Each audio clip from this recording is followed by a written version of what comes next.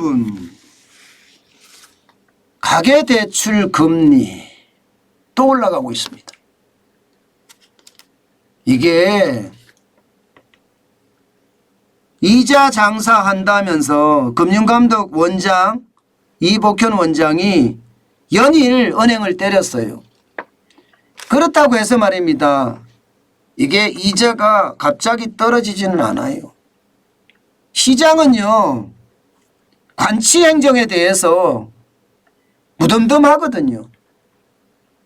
이게 일반적으로 금리하면 상단이 있고 하단이 있잖아요. 은행들 입장에서 이 상단만 떨어뜨려요. 이 상단만. 그러면 금리를 떨어뜨린 것 같거든요.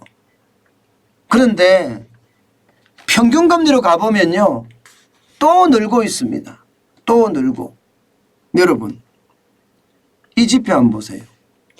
5월 중에 예금은행 가계대출 평균금리 4.14%입니다. 당장 한 달 전에 4.05%였거든요. 그때보다 0.09% 상승했습니다. 8년 4개월 만에 최고치입니다. 8년 4개월 만에. 야, 이게 뭐 진짜 많이 올라간다고 이야기해요. 2014년 1월에 4.15%가 있었거든요. 4.15%. 이제 조금만 더 올라가면 이게 6월, 이제 7월이 들어섰죠. 6월로 또 가보면 금리는 더 올라갔을 겁니다. 계속 기준금리를 올리니까 아무래도 은행 입장에서는 조달금리가 올라갈 수밖에 없잖아요. 조달금리가 올라간다는 것은 여러분, 계속 대출금리는 올라갈 수밖에 없다는 이야기예요. 당장 말입니다. 당장 신용대출을 한번 보자고요. 신용대출은 5.78%까지 올라갔습니다. 진짜 많이 올라갔죠.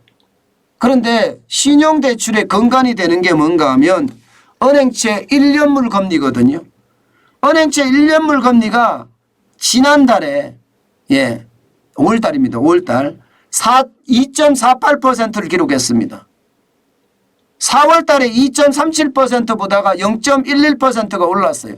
은행채 금리가 2.48%를 기록을 했으니까 여기에 가상금리 붙어서 5.78%가 된 겁니다. 예, 진짜 많이 올라가죠. 저는 이렇게 올라간다는 것, 이것은 결국 말입니다. 시장에 저는 어떤 금리 자체가 기준금리를 올리기 때문에 계속 올라간다는 거예요. 결국 보시면 여러분도 보이시겠지만 가계대출은 4.14, 폭등이라고 이야기하는 그 숫자예요.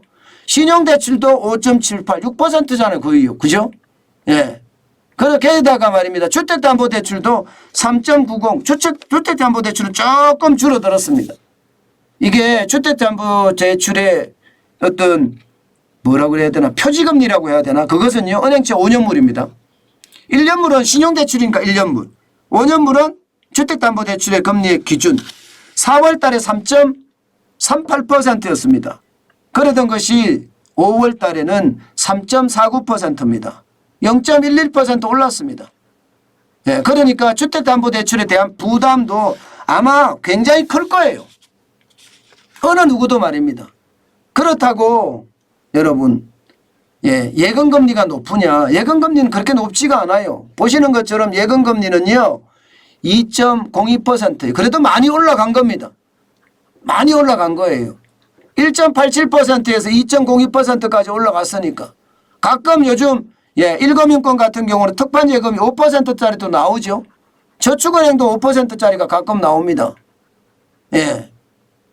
그러니까 저축에 대한 것은 찔끔 올라갔는데 실제 대출금리, 신용대출이든 주담대건 아니면 말입니다. 가계대출이든 지금 다 올라간다. 이렇게 예상할 수가 있겠죠. 제가 제목에 빚잔치 판 열렸다, 그렇게 제가 제목을 달았잖아요. 왜 그런 줄 아세요? 왜냐하면요, 부채가 너무 많이 늘어나기 때문이에요. 부채가. 지금 2022년 1분기 기준으로 가계신용이 여러분 보세요. 가계부채가 1859조 4천억 원입니다. 이게 2012년 예, 2017년 대비해 보면요. 와우, 이게 엄청나게 늘어났습니다. 예, 471조 1천억 원이 늘어났으니까요. 그러면 여러분 이자가 오르면 가게가 버틸 수 있을까요? 참 저는 쉽지 않다고 봐요. 진짜 쉽지 않다고 봐요. 아마 이 가계 대출은요. 많은 사람들이 변동금리로 많이 받았거든요. 지금 새로 나간 이 대출은 보면 변동금리가 굉장히 많은 비중을 가지고 있습니다. 82.6%나 돼요. 저도 대출을 받았잖아요. 신용대출을요. 신용대출을 받았는데 당연히 저도 변동금리로 받았습니다. 당연히. 왜냐하면 고정금리보다 변동금리가 싸기 때문에. 더 심각한 것은 여러분 사실 대출을 받고 싶어도 못 받는 사람도 수두룩합니다. 예. 저도 뭐 그렇게 많은 빚이 있는 것은 아니거든요. 많은 빚이 있는 것은 아니다. 집이 뭐 주택담보대출이 있으니까 많은 빚이 있다고도 할 수 있겠네요. 예. 대출 안 되더라고요. 대출 받을 데가 없어요. 진짜 심각합니다. 이게 은퇴한 사람들 아마 저하고 똑같이 겪는 분들도 꽤나 많을 거라고 생각을 하는데 만약에 대출을 해야 된다면 절대 여러 은행 다니지 마시고 내가 주 거래하는 은행만 다니세요.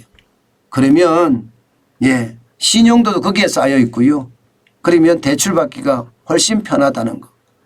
대출이라도 받아야지 돌려막기라도 할 수 있는 거 아니에요. 그렇지 않으면 이게 이자가 눈덩이처럼 늘어나서 결국은 말입니다. 빚잔치 판이 열릴 수밖에 없는 그런 상황이 될 거니까요. 더 심각한 것은 여러분 이 자영업자 부채 중에 말입니다. 아니 가계부채 중에 말입니다. 자영업자 부채예요. 자영업자 부채가 960조나 되잖아요. 960조. 자영업을 하시는 분이 가계대출이나 개인사업자 대출을 받은 게 960조예요. 1분기 기준으로 말입니다. 이거 터지면 감당하지 못할 거다 그렇게 예상을 합니다. 지금 많은 사람들이 그런 이야기 하잖아요. 경험하지 못한 위기 온다 이런 말 많이 하잖아요. 내 생에 보지 못한 위기가 온다 이런 이야기도 하잖아요. 그 이야기는요. 지금까지는 외부 충격에 의한 위기가 있었다면 앞으로 올 위기는요. 내부 충격에 의한 위기가 올 수 있다는 이야기 때문에 그렇습니다. 내부 충격에 의한 위기가 오면요. 아이고 이거는 감당하기 쉽지 않습니다. 진짜 감당하기 쉽지 않아요. 사회적 혼란도 굉장히 심할 거고요.